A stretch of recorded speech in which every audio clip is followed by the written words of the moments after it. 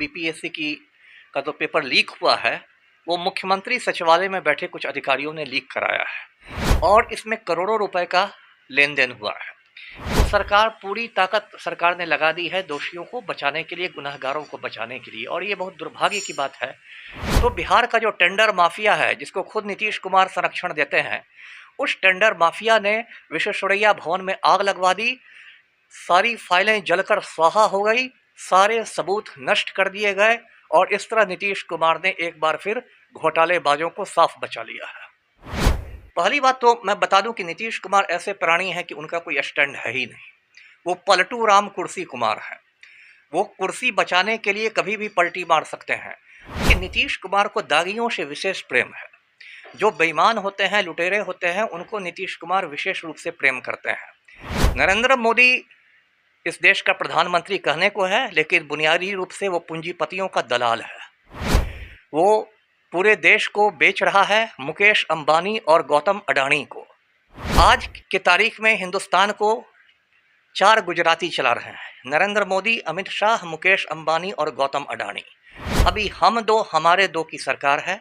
2 गुजराती देश को बेच रहे हैं, 2 गुजराती देश को खरीद रहे हैं। महंगाई से कमर टूट गई आम आदमी की, और आम आदमी को हिंदू मुसलमान के झगड़ा में फंसा दिया गया है, जिससे महंगाई की चर्चा नहीं हो, बेरोजगारी की चर्चा नहीं हो। इसलिए नरेंद्र मोदी ने बहुत ही शातिर तरीके से आम आदमी को हिंदू मुसलमान के झगड़ा में फंसा दिया है। और इसने अपनी पत्नी जसोदाबेन को सालों पहले छोड़ दिया। जिस जसोदाबेन के साथ इसने अग्नि के साथ फेरे लिए थे, 7 जन्म साथ निभाने की कसम खाई थी, उस जसोदाबेन को ये नरेंद्र मोदी प्रधानमंत्री आवास में घुसने नहीं देता है। तो जो व्यक्ति अपनी घरवाली का नहीं हुआ वो किसका होगा। बीपीएससी का पेपर लीक कराना किसी मामूली आदमी के बस की बात नहीं है ना। इससे बहुत बड़ा रैकेट है, करोड़ों का खेल होता है, और उसे मुख्यमंत्री सचिवालय का सीधा सीधा हाथ है। इसलिए मैंने राज्यपाल को पत्र लिखकर सीबीआई जांच की मांग की, क्योंकि सीबीआई जो है वो राज्य सरकार के अधीन नहीं है। लेकिन अभी जो जांच चल रही है वो ईओडब्ल्यू कर रही है, जो आर्थिक अपराध इकाई है, बिहार पुलिस की ही इकाई है, वो जांच कर रही है। तो आप देख रहे हैं कि ये जांच से कुछ नहीं होने वाला, ये खाना पूरी है, और इसमें कुछ कमजोर लोगों को, निरीह प्राणियों को बलि का बकरा बनाया जा रहा है। और सरकार की रणनीति ये है कि जब धीरे धीरे मामला ठंडा हो जाए, 10 दिन में, 15 दिन में मामला ठंडा हो जाए, तब सरकार चुपचाप इस पूरे मामले को दफन कर देगी। मैं याद दिलाऊं दर्शकों को कि नीतीश कुमार ने 1.5 बरस पहले मेवालाल चौधरी जैसे दागी व्यक्ति को, भ्रष्ट व्यक्ति को बिहार का शिक्षा मंत्री बना दिया था। मेवालाल चौधरी जब कुलपति था, वीसी था कृषि विश्वविद्यालय का, तो उसने बड़े बड़े घोटाले किए थे यूनिवर्सिटी में। चांसलर के आदेश पर मेवालाल चौधरी पर एफआईआर हुआ था। बहुत घोटाले उसके पकड़े गए थे। लेकिन नीतीश कुमार को उस घोटालेबाज से इतना प्रेम था कि नीतीश कुमार ने उसे अपने कैबिनेट में शामिल किया, और सिर्फ शामिल ही नहीं किया, उसे शिक्षा मंत्रालय जैसा संवेदनशील मंत्रालय दे दिया कि तुमने यूनिवर्सिटी को बर्बाद किया है, अब पूरे बिहार में शिक्षा को बर्बाद कर दो।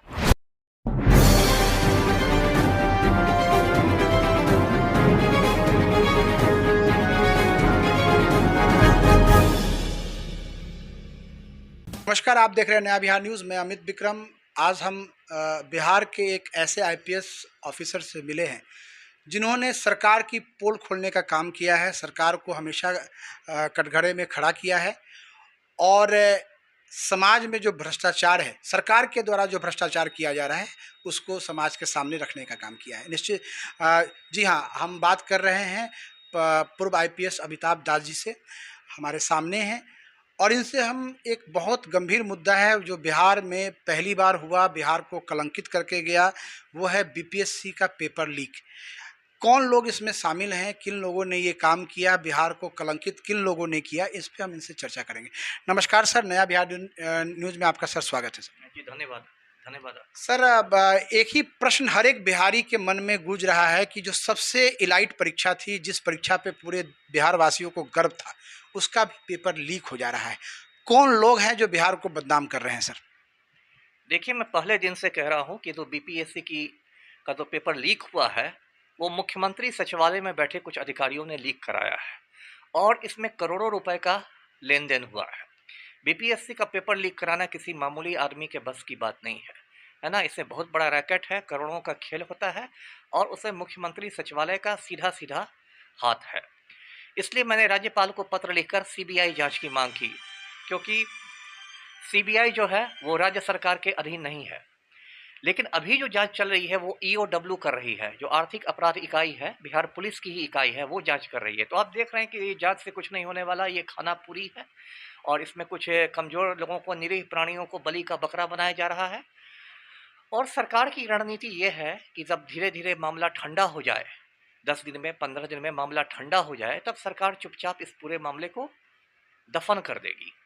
इसमें बड़े बड़े लोगों पर कोई एक्शन नहीं हो रहा है। एक सीनियर आईएएस अधिकारी है, वो गुजरात कैडर का है, लेकिन चूंकि कुर्मी जाति का है इसलिए इसको गुजरात में से लाकर बिहार में तैनात कर दिया गया है। उसका भी नाम विवादों में आ रहा है, लेकिन उस पर लगता है कुछ एक्शन नहीं हो रहा है। तो सरकार, पूरी ताकत सरकार ने लगा दी है दोषियों को बचाने के लिए, गुनहगारों को बचाने के लिए। और ये बहुत दुर्भाग्य की बात है।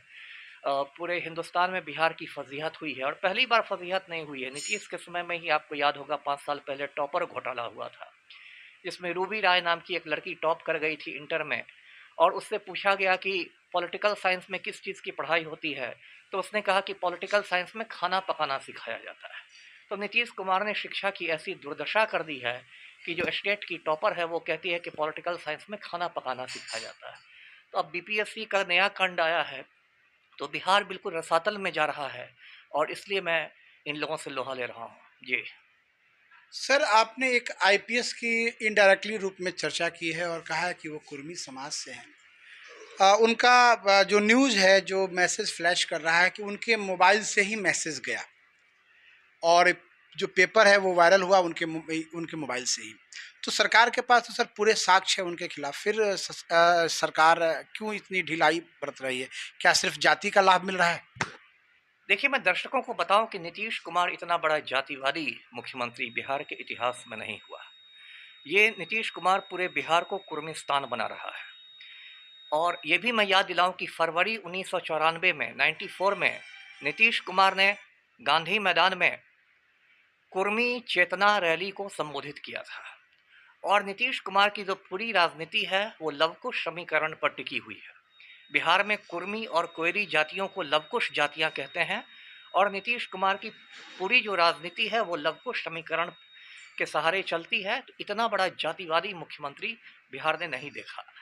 और दूसरे दूसरे राज्यों से कुर्मी पदाधिकारियों को डेपुटेशन पर लाके, प्रतिनियुक्ति पर लाके बिहार में तैनात किया जा रहा है। अभी जिस आईएएस अफसर की मैंने बात की, ये महाशय गुजरात कैडर के हैं, लेकिन कुर्मी होने की वजह से इनको गुजरात से लाके बिहार में तैनात कर दिया गया है।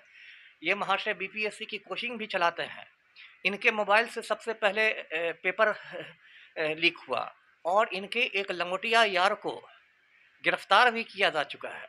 लेकिन चूंकि ये कुर्मी है इसलिए कानून से ऊपर कर दिए गए हैं। जी सर, एक और बस मतलब समझिए कि आपको नीतीश कुमार जी का एक पोल और भी खुला, वो है विश्वरैया भवन में आग लगी जो है सर, वहाँ पे हुई, और अचानक ये मैसेज फ्लैश किया कि सारे कागजात जल गए, अब कोई डॉक्यूमेंट सरकार के पास नहीं बचा हुआ है, ग्रामीण कार्य विभाग का। सर, क्या कहना है इसके बारे में सर? ये भी एक घोटाला है। मैं शुरू से कह रहा हूं कि आग लगी नहीं, विश्वेश्वरैया भवन में आग लगाई गई है। टेंडर माफिया ने आग लगाई है। अब मैं दर्शकों को बताऊं कि विश्वेश्वरैया भवन में जो आग लगाई गई, उसमें सबसे ज़्यादा नुकसान जो हुआ है वो 5वीं मंजिल को हुआ है। और 5वीं मंजिल में ग्रामीण कार्य योजना का कार्यालय चलता है। ये जो ग्रामीण कार्य योजना है, ये बिहार के ग्रामीण क्षेत्रों में, देहातों में सारे काम करवाता है। और इसका सालाना बजट समझिए 20,000 करोड़ के ऊपर का है बजट।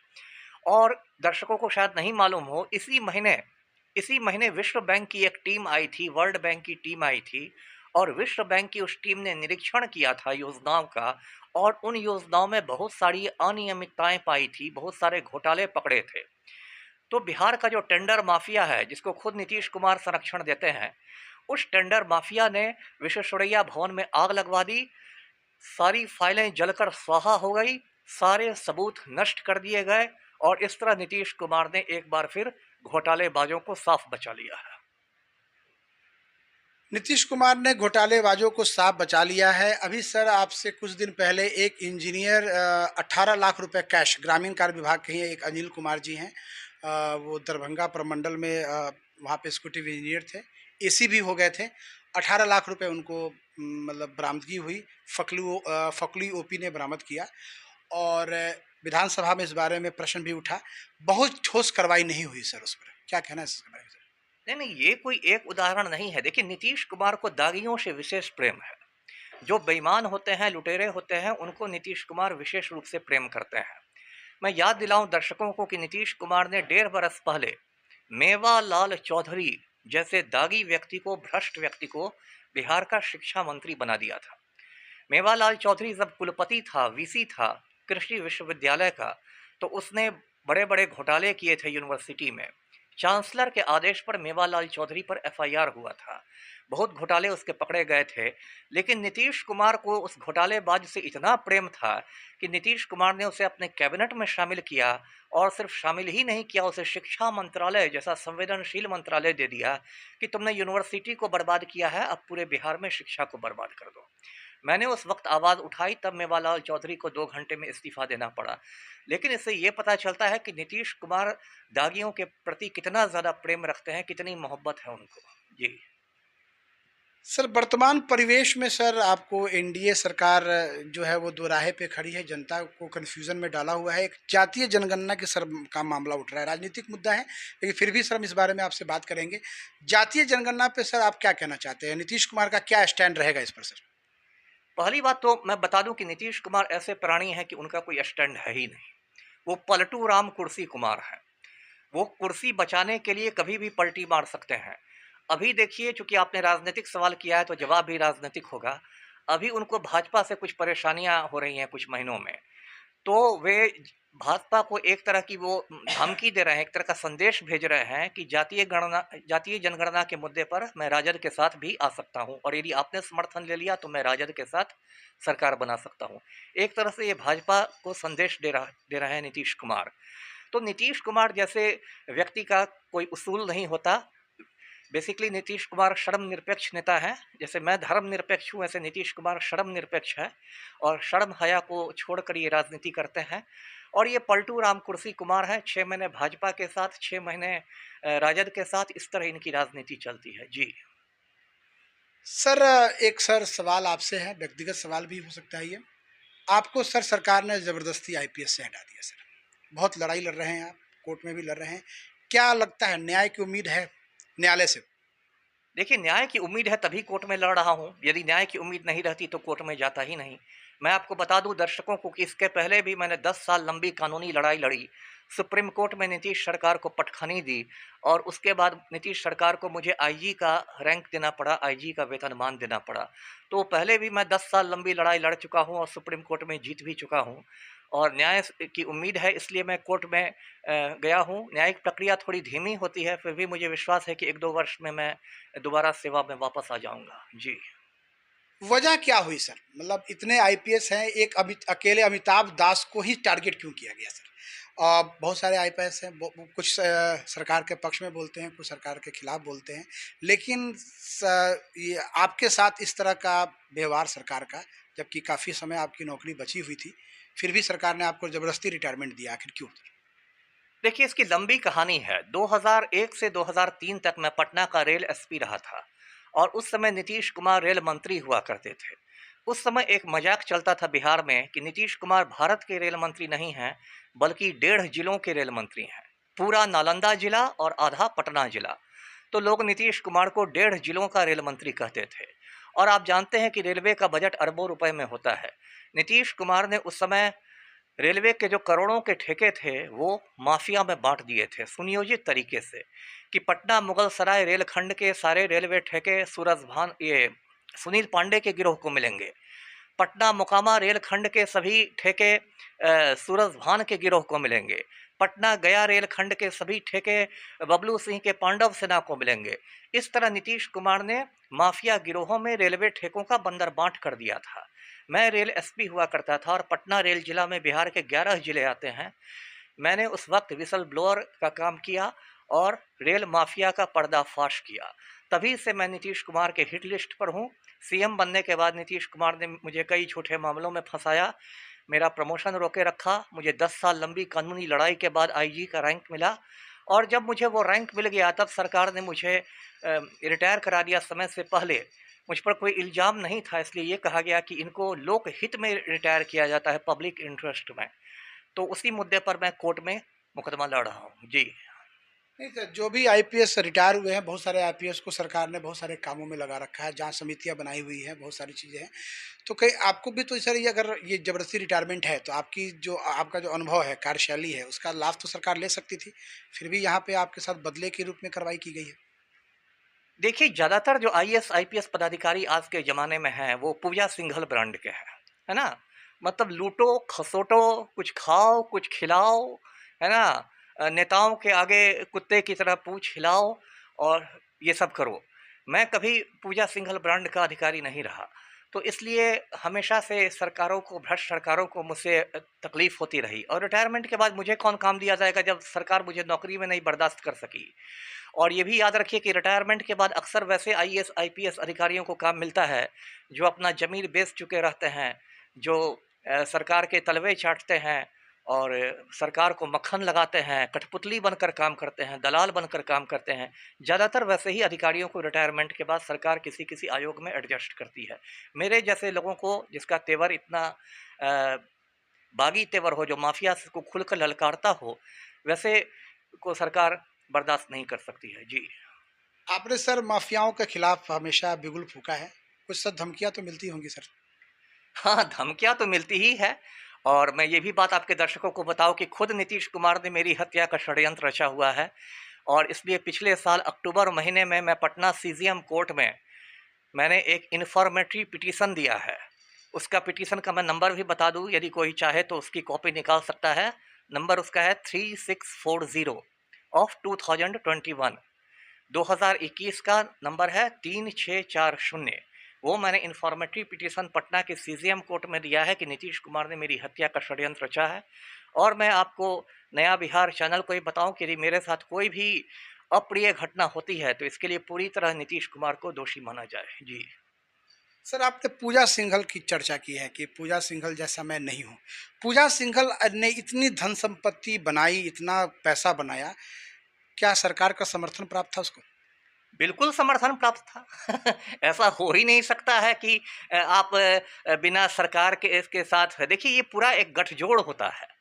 भ्रष्टाचार में एक गठजोड़ होता है, जिसमें भ्रष्ट नेता शामिल होते हैं, भ्रष्ट पदाधिकारी शामिल होते हैं, मीडिया के भ्रष्ट तत्व शामिल होते हैं और एक पूरा ये गठजोड़ होता है। कोई आदमी अकेले लूट खसोट नहीं मचा सकता। और पूजा सिंघल की गिरफ्तारी के बाद एक तस्वीर सोशल मीडिया पर बहुत वायरल हो रही है कि जो हमारे तड़ीपार गृह मंत्री हैं अमित शाह, उनके कान में खुसुर पुसुर करती नज़र आ रही है। तो तड़ीपार के साथ भी इनकी नज़दीकियाँ थी और कोई भी व्यक्ति, कोई भी अधिकारी इतना लूट-खसोट नहीं मचा सकता है जब तक उसको राजनैतिक संरक्षण नहीं मिला हो। जी। नरेंद्र मोदी जी के बारे में सर क्या कहना चाहते हैं सर आप? नरेंद्र मोदी इस देश का प्रधानमंत्री कहने को है, लेकिन बुनियादी रूप से वो पूंजीपतियों का दलाल है। वो पूरे देश को बेच रहा है मुकेश अंबानी और गौतम अडानी को। आज की तारीख में हिंदुस्तान को 4 गुजराती चला रहे हैं: नरेंद्र मोदी, अमित शाह, मुकेश अंबानी और गौतम अडानी। अभी हम दो, हमारे दो की सरकार है। 2 गुजराती देश को बेच रहे हैं, 2 गुजराती देश को खरीद रहे हैं। नरेंद्र मोदी ने पूरे हिंदुस्तान का भट्ठा बैठा दिया है। महंगाई से आम आदमी की कमर टूट गई है और सिलेंडर 1000 रुपये से ऊपर जा रहा है। महंगाई से कमर टूट गई आम आदमी की और आम आदमी को हिंदू मुसलमान के झगड़ा में फंसा दिया गया है, जिससे महंगाई की चर्चा नहीं हो, बेरोजगारी की चर्चा नहीं हो। इसलिए नरेंद्र मोदी ने बहुत ही शातिर तरीके से आम आदमी को हिंदू मुसलमान के झगड़ा में फंसा दिया है। और ये नरेंद्र मोदी ऐसा निकृष्ट प्राणी है कि इसने अपनी पत्नी जसोदाबेन को सालों पहले छोड़ दिया। जिस जसोदाबेन के साथ इसने अग्नि के 7 फेरे लिए थे, 7 जन्म साथ निभाने की कसम खाई थी, उस जसोदाबेन को ये नरेंद्र मोदी प्रधानमंत्री आवास में घुसने नहीं देता है। तो जो व्यक्ति अपनी घरवाली का नहीं हुआ वो किसका होगा? नरेंद्र मोदी के समय कोरोना में लगभग 50 लाख मौतें हुई। अभी विश्व स्वास्थ्य संगठन ने भी कहा है, लेकिन सारे झूठे आंकड़े दिखाए गए। तो नरेंद्र मोदी को मैं एक बहुत ही निकृष्ट प्राणी मानता हूँ। जी। सर, बिहार सरकार सर अभी सर 2 बैसाखी पे चल रही है। एक एनडीए की बैसाखी है और एक यूपीए की बैसाखी है। नीतीश कुमार ने आरजेडी को भी फंसा के रखा है और बीजेपी को भी फंसा के रखता है। राज्यसभा का चुनाव है, विधान परिषद का चुनाव है सर। क्या लगता है सर, आपको ये सरकार लंबा चलेगी या मतलब ये सरकार डिस्टर्ब हो सकती है? देखिए, सरकार तो लंबी चलेगी क्योंकि ये पलटू राम कुर्सी कुमार है। हाँ, हो सकता है सरकार का समीकरण बदल जाए। जैसे अभी नीतीश कुमार भाजपा की बैसाखी पर सरकार बनाए हुए हैं। हो सकता है कल को राजद के सहारे सरकार बनाएँ। लेकिन ये पलटू राम कुर्सी कुमार हैं, ये तो अपनी सरकार चला ही लेंगे क्योंकि इन्होंने राजनीतिक वेश्यावृत्ति को एक कला का रूप दे दिया है। तो पलटू राम तो पलटी मार-मार के अपनी कुर्सी चला लेंगे और बिहार रसातल में जाता रहेगा। जी। अभी सर जो बिहार की सर जो दशा है सर, उसके ऊपर सर कुछ कहेंगे सर? काफ़ी अपराध बढ़ गया है, बलात्कार की घटनाएँ बढ़ गई है, सरेआम गोली मार दी जा रही है सर। मतलब लोगों में बड़ी सर आपको बल आक्रोश है, लेकिन वो कुछ कर नहीं पा रहे हैं सर। आप क्या कहेंगे सर इसके बारे में? देखिए, संक्षेप में यही कहूँगा कि बिहार में आज की तारीख में माफिया राज है और शरीफ लोगों पर सर्जिकल स्ट्राइक हो रहा है। आपने अपराधों की बात की। बिहार सरकार में एक माननीय मंत्री महोदया हैं, लेसी सिंह। ये बाकायदा पूर्णिया में एक गिरोह चलाती हैं। मैं उनका नाम लेकर बताता हूँ, श्रीमती लेसी सिंह बिहार सरकार में माननीय मंत्री हैं। ये पूर्णिया जिले में बाकायदा गिरोह चलाती है। इनका पति पूर्णिया का बहुत खूंखार अपराधी था, नाम था बूटन सिंह। बूटन सिंह की सन 2000 में एक गैंग वार में हत्या कर दी गई। अब उसके पूरे गिरोह का संचालन बिहार सरकार के मिनिस्टर लेसी सिंह करती हैं और पूर्णिया में हत्याएं होती हैं, उसमें लेसी सिंह का नाम आता है, लेकिन नीतीश कुमार बार बार लेसी सिंह को बचा लेते हैं। तो ये तो बिहार की हालत है। मैंने कहा पूरे बिहार में माफिया राज है और जो शरीफ लोग हैं उन पर सर्जिकल स्ट्राइक हो रहे हैं, उनका जीना दूभर हो गया है। अ, आप आपने देखा आपको अमिताभ जी दास जी ने स्पष्ट कहा है कि बिहार में माफिया राज चल रहा है, नीतीश कुमार पलटू राम है, सरकार के लिए कुर्सी के लिए कुछ भी कर सकते हैं। बिहार की जो भी वर्तमान में स्थिति है वो बहुत अच्छी नहीं है, राजनीतिक स्थिति हो चाहे वो सामाजिक स्थिति हो, भ्रष्टाचार है, अपराधीकरण है, कहीं ना कहीं समाज के लोग पीड़ित हैं और इन बातों को लेकर सर भी बहुत पीड़ित है, अमिताभ दास जी भी बहुत पीड़ित हैं कि कहीं ना कहीं सरकार अपना काम अच्छे ढंग से नहीं कर रही है। जिन्हें काम करना चाहिए वो काम नहीं कर पा रहे हैं और जो लोग भ्रष्टाचारी है वो शासन में बैठे हुए। नया बिहार न्यूज़ से सर ने बात की है और बहुत बहुत धन्यवाद सर का, जो उन्होंने अपने विचार नया बिहार न्यूज़ को दिया। इसके लिए नया बिहार न्यूज़ उनको बहुत बहुत धन्यवाद देती है।